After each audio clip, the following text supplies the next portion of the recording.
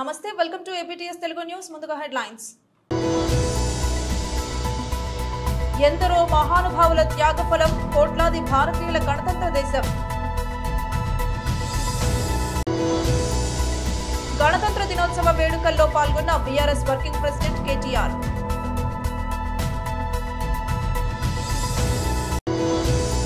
వికసిత్ భారత్ 2047 లక్ష్యం సుస్థిర ప్రభుత్వానికి మద్దతుగా నిలవాలని మోదీ కోరారు.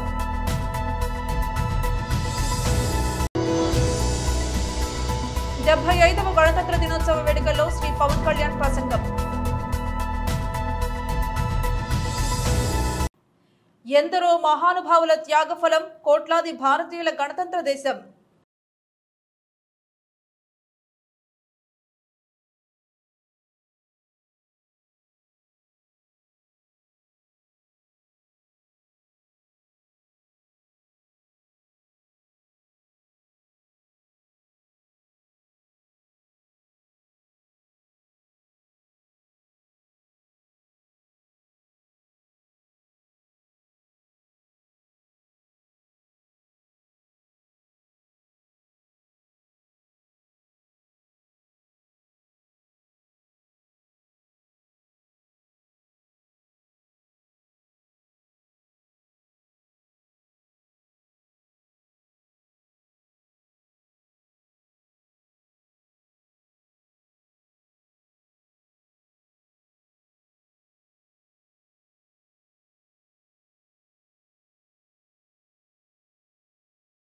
గణతంత్ర దినోత్సవ వేడుకల్లో పాల్గొన్న బీఆర్ఎస్ వర్కింగ్ ప్రెసిడెంట్ కేటీఆర్.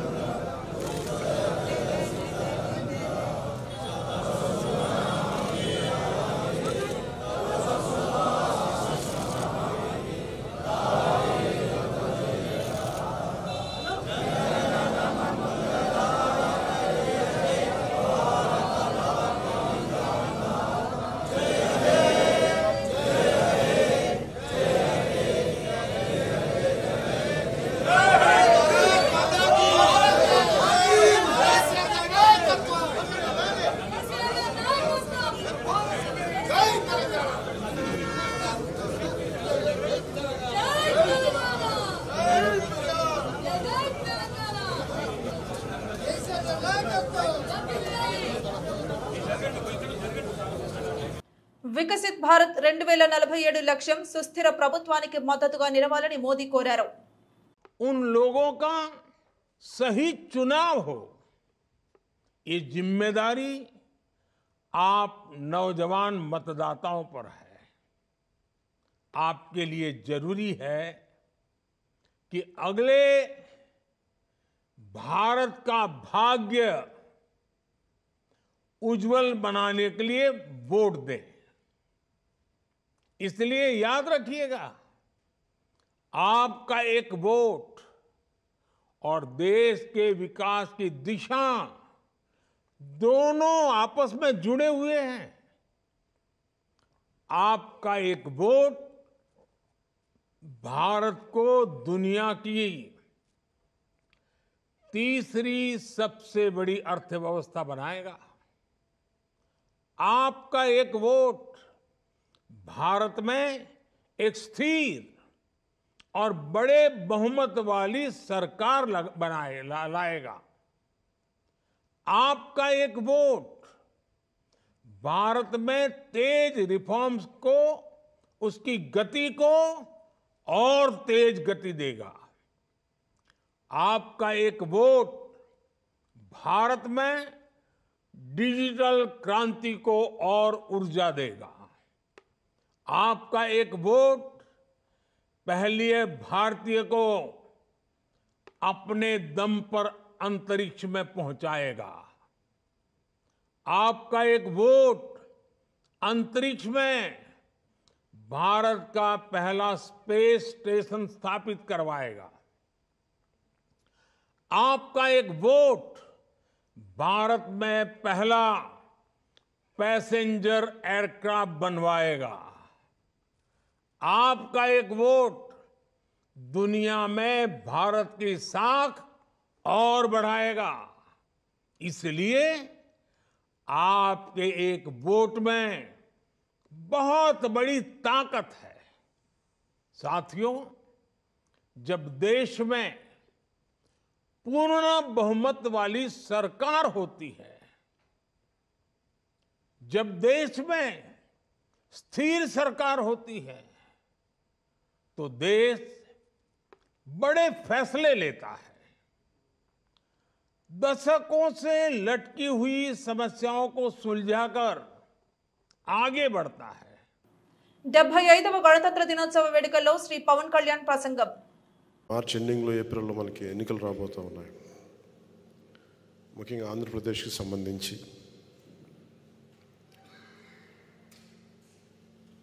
చాలా కష్టాల్లో కూరుకుపోయింది ఆంధ్రప్రదేశ్. ఈ 5 సంవత్సరాల్లో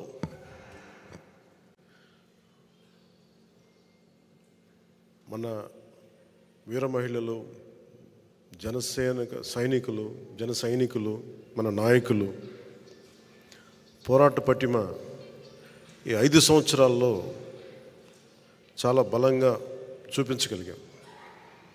జనసేన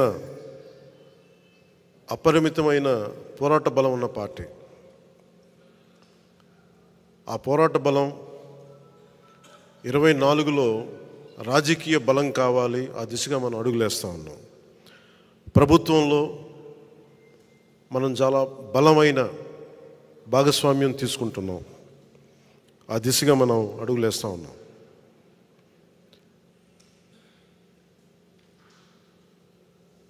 ప్రత్యేకించి ఇక్కడ మనకి ముఖ్యంగా జనసేన ప్రస్థానం గురించి మాట్లాడుకుందాం. ఒక దశాబ్దం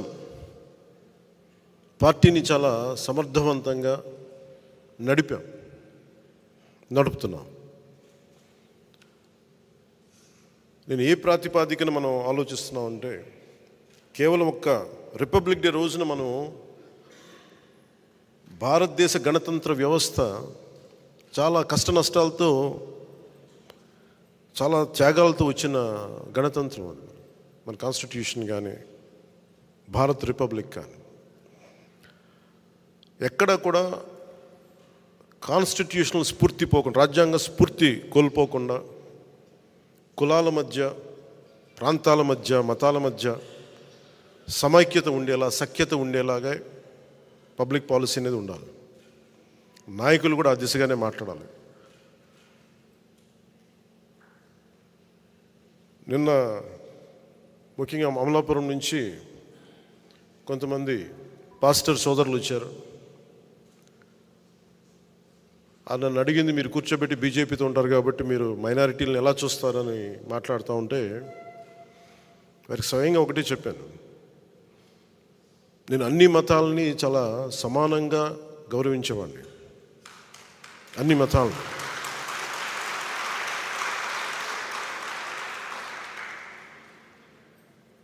సెక్యులరిజం అనే పదానికి నేను కొన్నిసార్లు మాట్లాడుతున్నప్పుడు అందరూ ఏం అలవాటు చేస్తామంటే, గత 7 దశాబ్దాల పైచిలుకులో సెక్యులరిజం అంటే కేవలం ముస్లిం మనోభావాలు దెబ్బతింటేనే మాట్లాడాలి, క్రైస్తవుల మనోభావాలు దెబ్బతింటే మాట్లాడాలి, హిందువుల మనోభావాలు దెబ్బతింటే మాట్లాడకపోవటమే సెక్యులరిజం అనే ఒక రాంగ్ డెఫినేషన్ తీసుకున్నాం. సెక్యులరిజం అంటే ఏ మతానికి, ఏ కులానికి, ఏ వ్యక్తికి అన్యాయం జరిగినా, అకారణంగా దూషించినా అది సెక్యులరిజం స్ఫూర్తికి విరుద్ధం. అది పాక్ క్రికెటర్ షోయబ్ మాలిక్తో విడాకుల తర్వాత భారత మాజీ టెన్నిస్ క్రీడాకారిణి సానియా మీర్జా తొలిసారిగా స్పందించారు. అద్దంలో తనని తాను చూసుకుంటున్న చిత్రాన్ని షేర్ చేసిన ఆమె రిఫ్లెక్ట్ అంటూ ఒకే ఒక పదాన్ని ట్యాగ్ చేశారు. తనని తాను సమీక్షించుకుంటున్న అర్థం వచ్చేలా ఈ కామెంట్ పెట్టారు. అయితే విడాకుల గురించి ఎటువంటి ప్రస్తావన తీసుకురాలేదు. గత కొంతకాలంగా సానియా షోయబ్ బంధంపై సోషల్ మీడియాలో పలు వార్తలు చక్కర్లు కొట్టాయి. వాటిని నిజం చేస్తూ షోయబ్ ఇటీవల సంచలన ప్రకటన చేశాడు.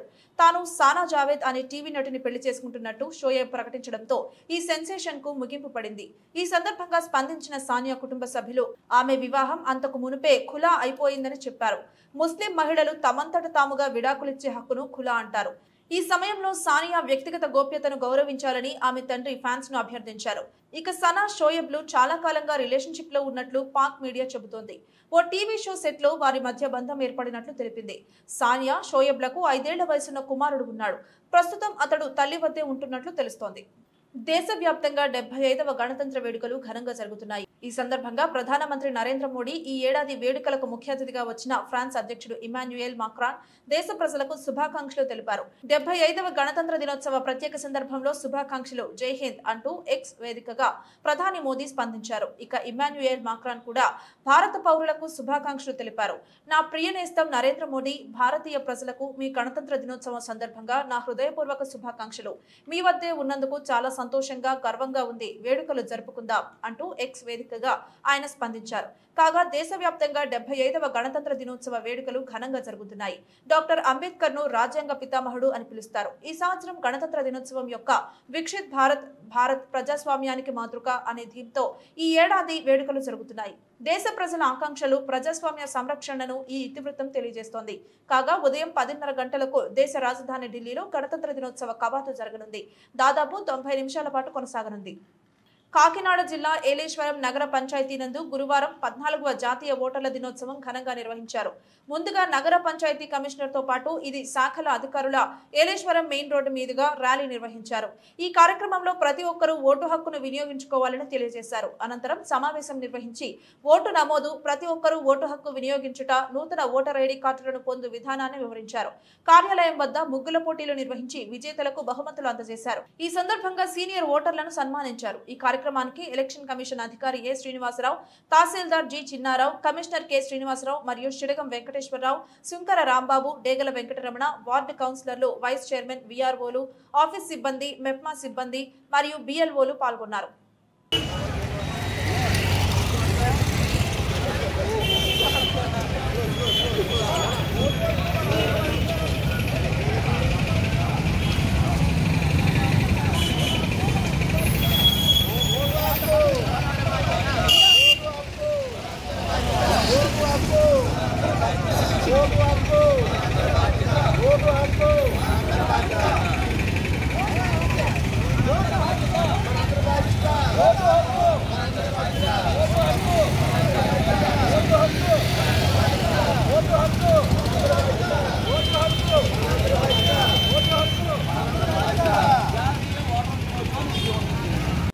ఏలూరు జిల్లా పోలవరం నియోజకవర్గం కొయ్యలగూడెం మండలం విస్తృత స్థాయి సమావేశం నిర్వహించిన వైఎస్ఆర్సీపీ నాయకులు. ఈ కార్యక్రమానికి ముఖ్య అతిథిగా పాల్గొన్న ఉభయ గోదావరి జిల్లాల రీజనల్ కోఆర్డినేటర్ పెద్దిరెడ్డి మిథున్ రెడ్డి. ఈ సందర్భంగా ఆయన మాట్లాడుతూ ఏలూరు పార్లమెంట్ నియోజకవర్గ అభ్యర్థిగా కనుమూరి సునీల్ ని, అదేవిధంగా పోలవరం నియోజకవర్గ ఇన్ఛార్జిగా తెల్లం రాజ్యలక్ష్మి నియోజకవర్గ ప్రజలు ఆశీర్వదించాలని ఈ సందర్భంగా ఆయన కోరారు. ఏలూరు ఎంపీ కోటగిరి శ్రీధర్ మాట్లాడుతూ కొన్ని అనివార్య కారణాల వల్ల ఈసారి ఎంపీ అభ్యర్థిగా పోటీ చేయలేకపోతున్నాను కనుక నా స్థానంలో కనుమూరి సునీల్ కుమార్ ని గెలిపించాలని కోరారు. ఈ కార్యక్రమానికి మాజీ ఉప ముఖ్యమంత్రి ఆళ్ల కాళీకృష్ణ, ఎమ్మెల్సీ కాంబూరి శ్రీనివాస్, జిల్లా ప్రధాన కార్యదర్శి దాసరి విష్ణు పాల్గొన్నారు. పార్టీ నిలబెట్టడానికి పార్టీకి బలాన్ని ఇచ్చిన నియోజకవర్గం మన పోలవరం నియోజకవర్గం. ఆ రోజు ఎంతో మందిని జగనన్న టికెట్లు ఇచ్చి రాజశేఖర రెడ్డి గారు ఎంతో మందిని అన్ని విధాలుగా ఆదుకొని ఎంతో మందిని గెలిపించారు. ఎంతో నమ్మకంగా ఉంటారనుకున్న వాళ్ళందరూ కూడా మోసం చేసిన తరుణంలో మన పార్టీ గారు ఎన్ని ఇబ్బందులు ఉన్నా కూడా, ఎన్ని ప్రలోభాలు పెట్టినా, కోట్లాది రూపాయలు ఆశ చూపినా కూడా ఆ రోజు జగనన్న వెంటనే గెలిచినారు. బాలరాజు గారు నిలవడమే కాకుండా మరీ ముఖ్యంగా భారీ మెజార్టీతో పోలవరం ప్రజలు, మన కార్యకర్తలు జగనన్న వెంట ఆ రోజు నిలవడం గొప్ప విషయం అని చెప్పి కూడా ఈరోజు మీకు సభాముఖంగా తెలియజేస్తా ఉన్నాను. దాని తర్వాత పరిస్థితులు మీకు అందరూ కూడా తెలుసు. 14 ఎలక్షన్ ఏమైంది, దాని తర్వాత 19లో మళ్ళీ కూడా మంచి మెజార్టీతో ఈ అందరి కష్టంతో మన వైఎస్ఆర్ కాంగ్రెస్ పార్టీ గెలవడం జరిగింది. నేను మనందరూ కూడా కోరుకునేది ఒకటే, జగన్మోహన్ రెడ్డి గారు అయితే కుదరదు, నువ్వు ఉండాలి అని అన్నారు. నువ్వు ఉండాలి అని అన్నారు. నన్ను తెలుసుకొని అడిగాను, కానీ ఒక్కటి మాట ఇచ్చాను, మీ రుణం నేను ఈ జీవితంలో కూడా తీసుకోలేను. నా జీవితం అంతా వైఎస్ఆర్సీపీ పార్టీతో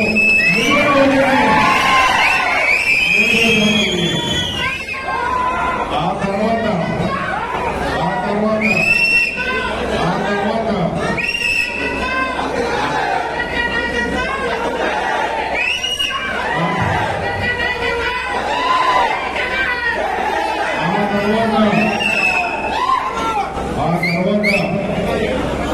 జగన్మోహన్ రెడ్డి గారు చూసి నాకన్నా తింటారు.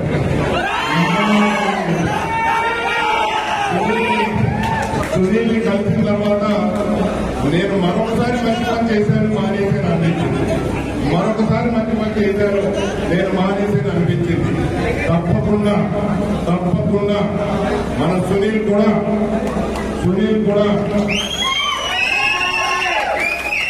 ఆర్మూరు నాగేశ్వరరావు గారు అబ్బాయిలాగా మన ముందుకు వచ్చాడు. కానీ ఎలక్షన్ కాకి లేదా అన్ని త్వరలో ఆర్మూరు సునీల్ అని మీ గుండెల్లో ఉండబోతున్నాడని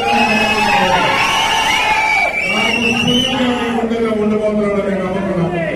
తప్పకుండా ఈ ప్రయత్నంలో నా భాగం సునీల్తో పాటు ప్రతి క్షణం, ప్రతి గ్రామం, ప్రతి నియోజకవర్గంలో ఉండబోతుందని మీ అందరికీ మాటిస్తున్నాను. నాయకుల, ప్రజాప్రతినిధుల విస్తృత స్థాయి సమావేశానికి పాల్గొన్నటువంటి గౌరవనీయులు ఉభయ గోదావరి జిల్లాల వైఎస్ఆర్ కాంగ్రెస్ పార్టీ కోఆర్డినేటర్, గౌరవ పార్లమెంట్ సభ్యులు రెడ్డి గారు, ఈరోజు ఈ కార్యక్రమానికి మరో ముఖ్య అతిథిగా హాజరైనటువంటి గౌరవనీయులు ఏలూరు పార్లమెంట్ సభ్యులు కోటగిరి చంద్రబాబు గారు, మరో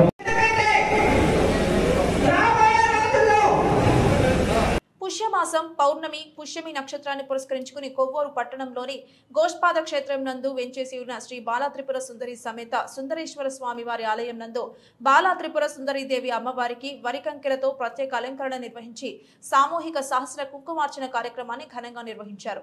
ఈ సందర్భంగా ఆలయ అర్చకులు మానేపల్లి సుందర గణేష్ శాస్త్రి మాట్లాడుతూ పుష్యమాసం పౌర్ణమి పుష్యమి నక్షత్రాన్ని వరికంకెలను ఆభరణములుగా అలంకరించిన లోకమంతా ఆహార కొరత లేకుండా సుభిక్షంగా ఉంటుందని, అమ్మవారికి అలంకరించిన వరికంకెలను పూజ అనంతరం ఇంటి గుమ్మాలకు వేలాడదీయడం వలన ఆ కుటుంబంలో ఆర్థిక ఇబ్బందులు తొలగుతాయని, పశుపక్షాదులకు ఆహారాన్ని అందించిన వారమవుతామని అన్నారు. ఈ కార్యక్రమంలో మహిళలు అధిక సంఖ్యలో పాల్గొని అమ్మవారికి విశేష పూజలను నిర్వహించారు. అనంతరం ఆలయం నందు భక్తులకు తీర్థ ప్రసాద వితరణ నిర్వహించారు.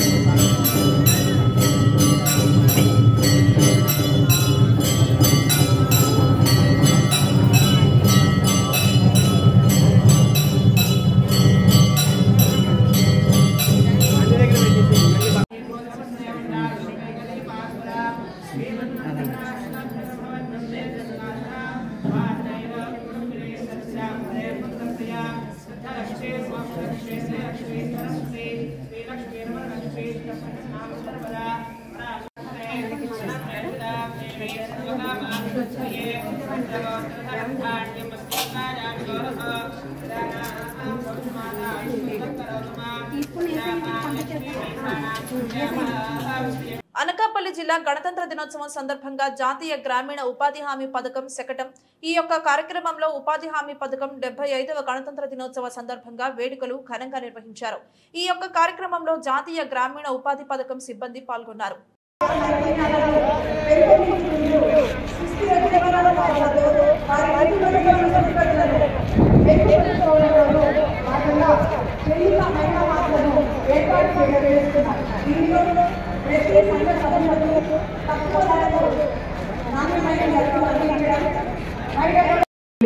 ఎంపీడీఓసాన్ని కలిసి నేను కూడా లబ్ధి పొందుతాను రా. అలాగే మనం ఉపాధి హామీ పథకంలో వేసుకున్న పండ్ల తోటలు మనకి ఎంతో తరతరాలకు ఉపయోగపడతాయిరా. మనకు మన పిల్లలకు చాలా బాగా ఉపయోగిస్తాయిరా. సరేరా.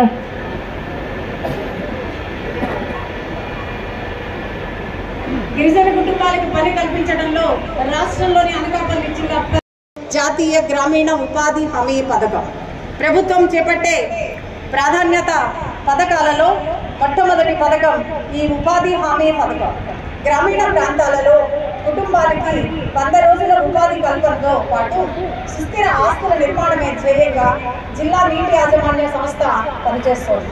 గ్రామీణ నిరుపేదలను కరువు కాలంలో ఆదుకునే ఈ పథకాన్ని అనకాపల్లి జిల్లా సద్వినియోగం చేసుకొని 2,3253 కుటుంబాలలో 2,353 కుటుంబాలలో పర్యావరణాన్ని కూడా కాపాడుతూ మార్చిలో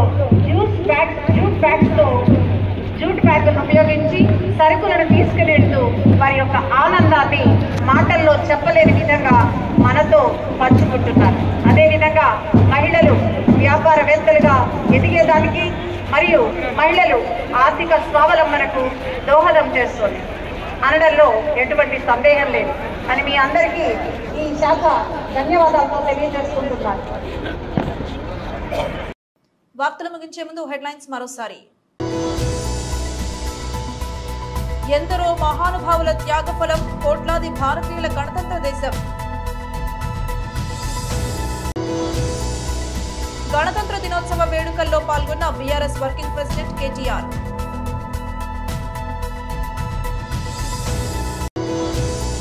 వికసిత్ భారత్ 2047 లక్ష్యం సుస్థిర ప్రభుత్వానికి మద్దతుగా నిలవాలని మోదీ కోరారు.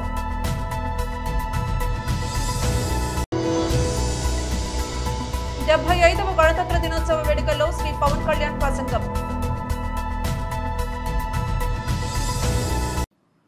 ఇది ఇవాల్టి బులెటిన్. మరొక బులెటిన్ లో మళ్ళీ కలుద్దాం. అంతవరకు సెలవు. నమస్కారం.